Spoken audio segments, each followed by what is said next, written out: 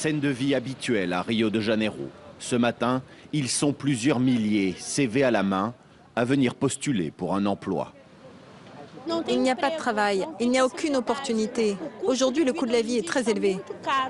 Le marché du travail est paralysé. Cette situation inquiète les Brésiliens. Alors cette occasion, il ne faut pas la rater.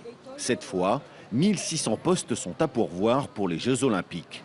Ménage, sécurité, réception. Sans emploi depuis 6 mois, Cosme Luis prendra ce qu'on lui propose. Je suis fauché. Pour être là ce matin, je suis venu avec une carte de bus qui n'est pas à moi. Tu vois, cette carte, on me l'a prêtée pour que je vienne déposer mon CV. Regarde, j'en ai déjà remis plein, mais pour l'instant, personne ne m'appelle. Et on est dans une situation précaire. Je n'ai même pas de quoi nourrir ma famille.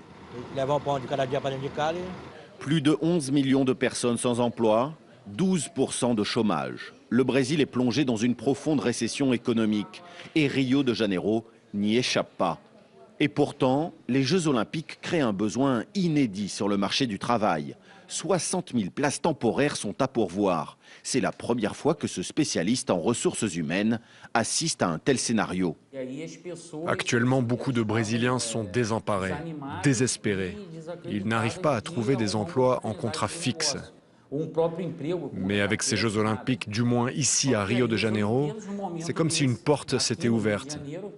Une bouffée d'oxygène pour de nombreuses personnes qui espèrent profiter de cette aubaine pour se refaire une expérience professionnelle, même temporaire, et peut-être réintégrer le marché du travail. C'est donc la course sur le marché du travail, mais aussi au Parc olympique. Avec 6 mois de retard, la mairie de Rio est fière de présenter à la presse la dernière enceinte manquante, le Vélodrome. Une compétition est organisée pour tester les équipements et rassurer les membres du comité international olympique. Ils ont retrouvé le sourire. Énorme satisfaction. Ce vélodrome a été terriblement compliqué à livrer. Il y a eu plusieurs difficultés depuis le début des travaux. Le fait qu'aujourd'hui on puisse le livrer et l'homologuer, c'est vraiment un grand jour. Soulagement également pour le maire de Rio, Eduardo Paes, qui s'enorgueillit d'avoir transformé sa ville malgré la crise économique. Tous les projets sans exception dans lesquels la mairie s'était engagée, c'est-à-dire 90% des chantiers olympiques, viennent d'être livrés. Et je suis très optimiste pour le métro. On sait qu'il y a encore quelques problèmes financiers, mais le chantier avance bien. Les tests ont déjà commencé. Le métro, justement. C'est la course folle, mais au final, tout va s'arranger. Cette nouvelle station vient d'être livrée. À l'extérieur, les ouvriers mettent les plantes. Et à l'intérieur, le secrétaire des Transports est en pleine opération de communication.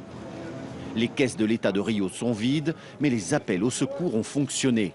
Brasilia vient de débloquer une enveloppe spéciale de 120 millions d'euros pour finir les travaux du métro. Mais cette nouvelle ligne n'ouvrira que partiellement, 5 jours seulement avant la cérémonie d'ouverture. Nous avons déjà 3 rames de la ligne 4 qui circulent actuellement pour faire des tests entre le quartier de Barra et la zone sud. Nous serons prêts pour le 1er août pour débuter l'exploitation commerciale de ce métro qui marquera l'histoire de Rio de Janeiro. 30 jours et il reste encore beaucoup à faire. Comme cette station de bus qui doit relier le métro au Parc olympique. Les travaux ont du retard. Le déficit de l'État de Rio est astronomique, 5 milliards d'euros.